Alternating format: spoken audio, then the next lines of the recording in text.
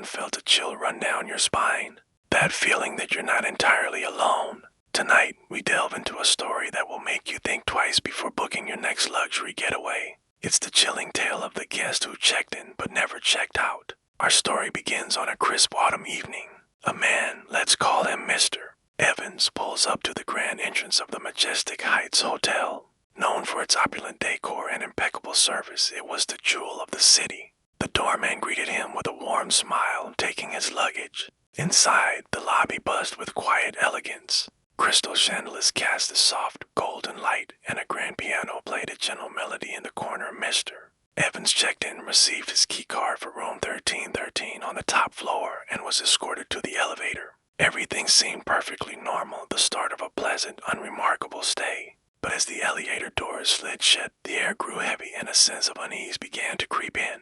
Once inside his suite, Mr. Evans unpacked. The room was beautiful, with a sprawling king-sized bed, antique furniture, and a balcony overlooking the sparkling city lights. He ordered room service, enjoyed a quiet meal, and decided to turn in early. But sleep didn't come easily. He was first woken by what sounded like faint whispers seeming to come from the walls themselves. He sat up, listening intently, but the room was silent. He dismissed it as the old building settling, or maybe sounds from the adjacent room. But then he saw it. Fleeting shadow darting across the far corner of the room, too quick and too defined to be a trick of the light. He switched on the lamp, heart pounding, nothing. The room was empty. The next day, Mr. Evans seemed distracted. When he spoke to the concierge to ask for sightseeing recommendations, his eyes kept darting towards the hallways. A housekeeper later reported hearing him talking to himself in his room.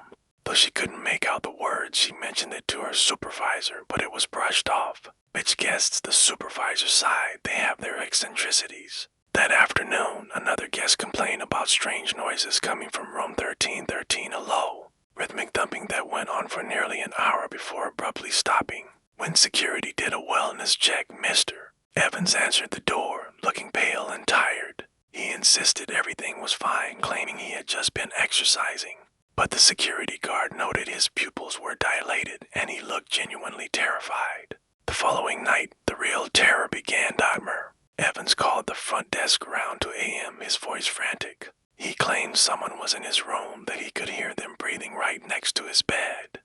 He was whispering as if afraid to be overheard. The night manager, a seasoned professional named Arthur, tried to calm him down. "Sir, I assure you, you are perfectly safe. I can send security up to check the room for you." There was a long pause, then a sharp intake of breath on the other end of the line. A garbled, guttural sound followed, and then silence. The line went dead. Arthur immediately dispatched the security guards to room 1313. They knocked, called out Mr. Evans' name, but received no answer. Using a master key, they opened the door. The room was pristine, immaculate even.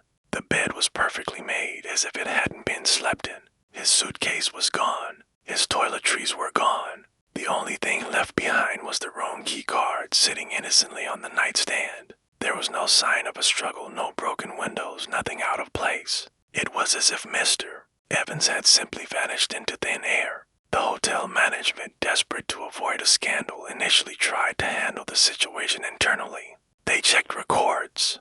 Word that Evans had prepaid for a week. He hadn't checked out. His car was still in the hotel garage. They were stumped. Reluctantly, they called the police. The investigation began, and detectives were just as baffled as the hotel staff. They interviewed everyone from the doorman to the housekeepers. No one had seen Mr. Evans leave the hotel.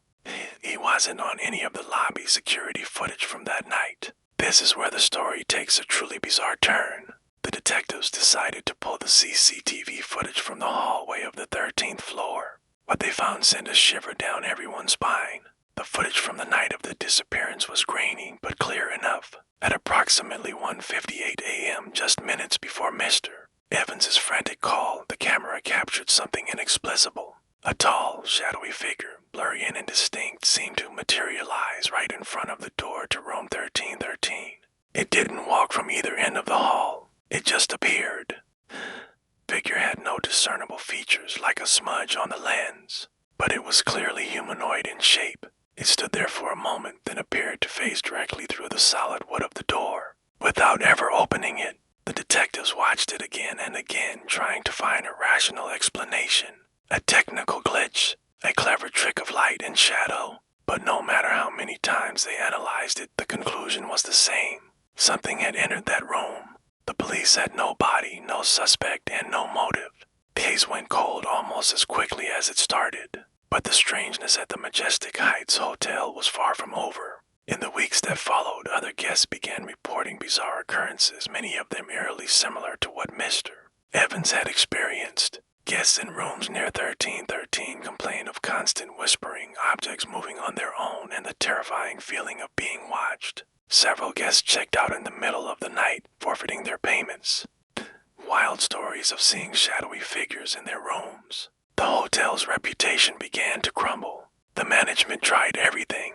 They brought in paranormal investigators, priests, and spiritual mediums. All of them left the hotel shaken, claiming a powerful, malevolent presence had taken root there, particularly on the 13th floor. The hotel's occupancy rates plummeted. Staff began quitting in droves, too scared to work their shifts, especially at night.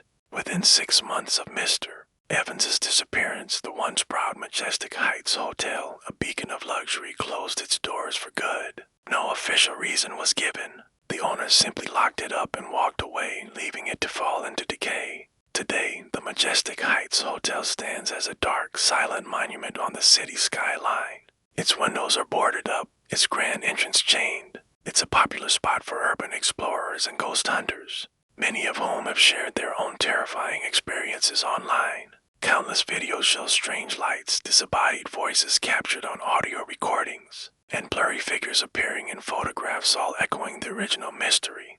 Dad Evans was never seen again. He was officially declared a missing person, and his case remains one of the most perplexing unsolved mysteries of our time. So what really happened to him that night? Was he the victim of a supernatural event, a guest who stumbled upon a doorway to another dimension? Or was it something far more sinister, a cleverly concealed crime covered up by a hotel desperate to protect its secrets? The truth, it seems, remains locked away behind the decaying walls of room 1313.